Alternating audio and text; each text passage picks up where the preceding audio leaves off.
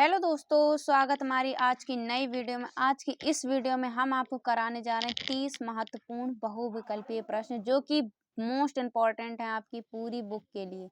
तो कल आपका पेपर, अगर आप ये बहुविकल्पीय प्रश्न पढ़ के जाते 100% इन्हीं बहुविकल्पीय में से आपके बोर्ड एग्जाम में पूछे जाएंगे। तो वीडियो पे अगर नया हो तो चैनल को सब्सक्राइब कर लीजिए, वीडियो को एंड तक जरूर देखें। आज की इस वीडियो से 6 नंबर आपके पक्के होने वाले हैं।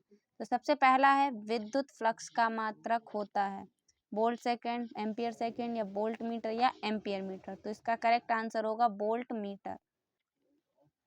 ठीक है, वोल्ट मीटर इसका आंसर होगा। उसके बाद दूसरा है, वैद्युत चुंबकीय तरंगें होती हैं। कैसी होती वैद्युत चुंबकीय तरंग? केवल अनुदैर्ध्य या केवल अनुप्रस्थ या दोनों अनुप्रस्थ या अनुदैर्ध्य या ना तो अनुदैर्ध्य होंगे या ना ही अनुप्रस्थ। तो इसका करेक्ट आंसर होगा केवल अनुदैर्ध्य। एन टाइप अर्धचालक कैसे होते हैं? विद्युतीय उदासीन होते हैं। ठीक है, उसके बाद कि धारावाही चालक के चारों तरफ उत्पन्न क्षेत्र कौन सा है? धारावाही चालक के चारों ओर उत्पन्न क्षेत्र चुंबकीय क्षेत्र है। ठीक है, उसके बाद है, हाइड्रोजन परमाणु के दो लगातार कक्षाओं के बीच के कोणीय संवेग का अंतर बताना। तो h/2 क्या है? कोणीय संवेग का अंतर। उसके बाद है, 6 प्रिज्म से गुजरने के पश्चात श्वेत प्रकाश किस रंग का विचलन न्यूनतम होता है? तो लाल का क्या होता है? न्यूनतम होता है। ठीक है, और बैंगनी का अधिकतम होता है। उसके बाद एक समान चुंबकीय क्षेत्र से किसी आवेशित कण के वृत्तीय पथ की त्रिज्या अनुक्रमानुपाती होती है। तो कण के आवेश के या चुंबकीय क्षेत्र की तीव्रता या कण के संवेग की कण की ऊर्जा। तो इसका करेक्ट आंसर होगा कि कण की संवेग की जो समानुपाती होती है। ठीक है, उसके बाद है, द्रव्य तरंगों के संबंध में कथन सत्य है। कौन सा सत्य है? ये तरंगे, ये विद्युत चुंबकीय तरंगे होती है या इन तरंगों का तरंग दैर्घ्य कण के आवेश पर निर्भर नहीं करता, या उसके बाद है, यह यांत्रिक तरंग होती है या द्रव्य तरंगों का वेग प्रकाश वेग के बराबर होता है। तो इसका करेक्ट आंसर होगा कि इन तरंगों का तरंग दैर्घ्य कण के आवेश पर निर्भर नहीं करता है। ठीक है, उसके बाद है, हाइड्रोजन परमाणुओं की द्वितीय कक्षा में इलेक्ट्रॉन का कोणीय संवेग कितना होगा? 2.1 × 10⁻34 जूल सेकंड होगा। ठीक है, उसके बाद है, प्लांक नियतांक की विमा समान है। तो प्लांक नियतांक की विमा कौन सी समान है? बल गुणे दूरी गुणे समय क्या है? प्लांक नियतांक की समान विमा है। उसके बाद है, 11 विद्युत चुंबकीय तरंगें उत्पन्न होती हैं। किसमें उत्पन्न होती? एक त्वरित आवेश द्वारा उत्पन्न होती हैं। उसके बाद 1/μ0 ε0 का मात्रक क्या होगा? मीटर स्क्वायर प्रति सेकंड स्क्वायर क्या होगा? 1/μ0 ε0 का मात्रक होगा।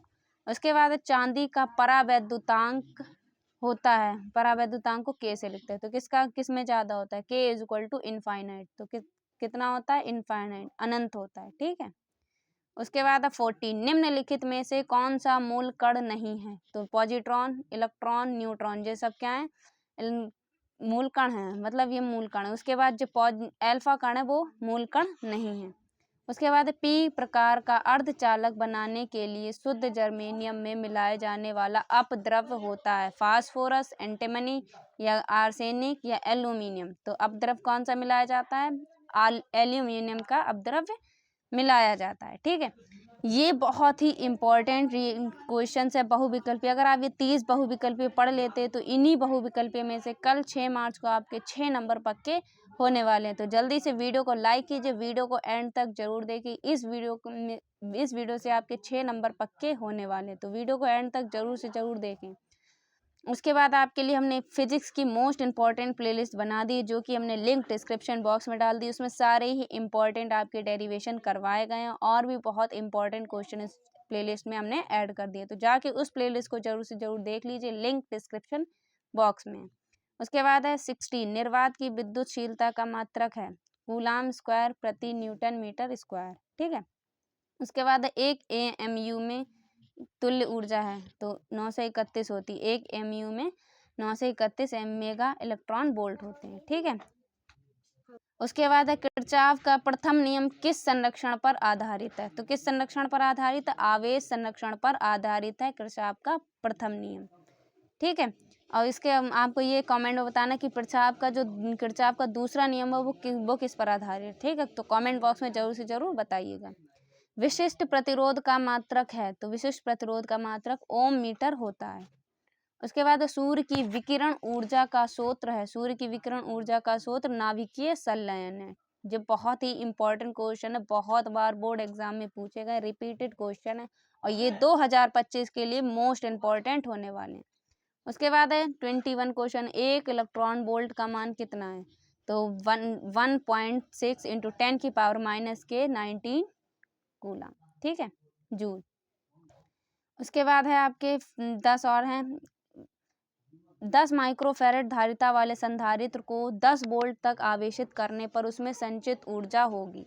तो इसमें ये आपका न्यूमेरिकल है, तो धारिता को किससे लिखते हैं, सी से लिखते हैं। तो 10 माइक्रोफैरड है, माइक्रोफैरड हटाएंगे तो फैरड में बदलने के लिए क्या करेंगे, तो 100 इंटू 10⁻⁻⁶ हो जाएगा, ठीक है। इसको इस टाइप से भी लिख सकते हैं 1 इंटू 10⁻⁻⁴। तो सी का मान क्या हो गया अपना, सी का मान निकल के आया आपका 1 इंटू 10⁻⁻⁴ और बी का मान आपका आया है 10। और फॉर्मूला कौन सा लगाएंगे, हाफ सी वी स्क्वायर। तो हाफ सी वी स्क्वायर लगाएंगे तो क्या आएगा, तो अपना सी हाफ सी वी स्क्वायर लगाएंगे तो 1 हाफ सी वी, और सी का मान क्या दे रखा है 10⁻⁻⁴ इंटू वोल्ट कितना दे रखा है स्क्वायर। तो 10 का स्क्वायर क्या हो जाएगा 100, ठीक है। 2 से काट दिया तो कितना, 2 से जब काटेंगे तो क्या आ जाएगा 50, 50 आएगा तो 50 इंटू 10⁻⁻⁴ आ जाएगा, ठीक है। तो जब इसे लिखेंगे तो 50 इंटू 10⁻⁻⁴ आ जाएगा। इसे इस टाइप से भी लिख सकते हैं। तो 5 इंटू 10⁻⁻3 ये इधर हो गया, तो 5 इंटू 10⁻⁻3 जूल हो जाएगा, ठीक है। तो इसका करेक्ट आंसर क्या होगा, 5 × 10⁻³ जूल, ठीक है। उसके बाद दूसरा है कि वह घटना जो प्रकाश के अनुप्रस्थ तरंग की प्रकृति होगी, तो कौन सी होगी, ध्रुवण, ध्रुवण होगी, ठीक है।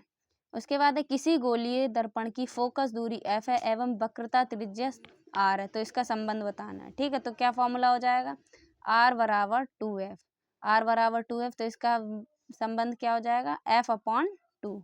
तो ये क्या हो जाएगा, वक्रता त्रिज्या और फोकस दूरी का संबंध है। तो क्या हो जाएगा, r बराबर f/2 करेक्ट आंसर हो जाएगा। उसके बाद है चौथा, अल्फा कणों के प्रकीर्णन का कारण है, तो कूलाम बल, ठीक है। अल्फा कणों का जो प्रकीर्णन का कारण है वो कूलाम, विद्युत बल जिसे बोलते हैं, ठीक है।